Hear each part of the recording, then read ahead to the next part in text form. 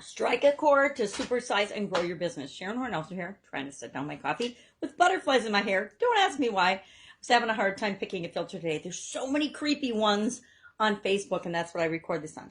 I think last time we talked about strike a chord, I borrowed my son's ukulele and I actually struck some chords. Can't really do that on a magnifying glass, but I'm traveling, so I don't have all my fun, crazy props I'm used to having with me. I do have my family in the background though, so that's fun. So today our idiom, our expression for supersize your business, Sharon Horne-Ellstrom here, is to strike a chord. It of course means to make a melody by literally striking a chord. That definition comes from 1694, back in medieval times when musical instruments and were played, and when they wanted a performance they would say strike a chord. And it came to mean later on that we do something that causes people to approve of us, our behavior, the thing we're doing, the thing we're promoting, etc. Now that's really important when it comes to growing and building and supersizing our business, right? We want people that can relate to what it is that we have to offer. We want people that we can solve a problem for or provide a service for, that want to do business with us. That's how we grow and build and supersize our business.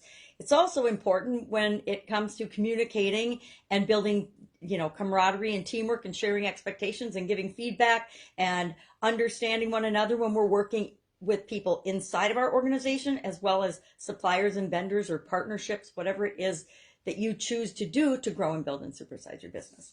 So love to know your favorite way to get along with other people, because striking a chord is really about getting along with other people.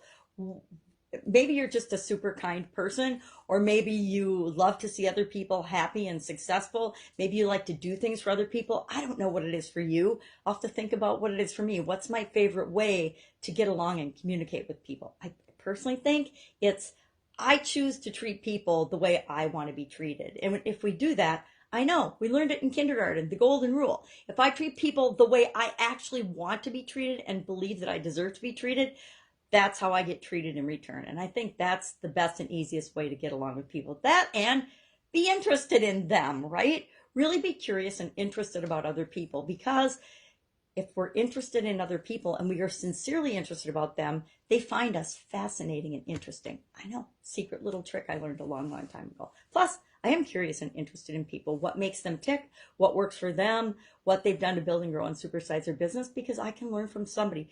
We can actually learn something from every single human being we interact with, even if it's what not to do or how not to behave. There's lots of examples of how not to be a good human being and supersize your business, as well as good examples of what to do and who to model to become the person you want to be and create the business and the change you want to see in the world.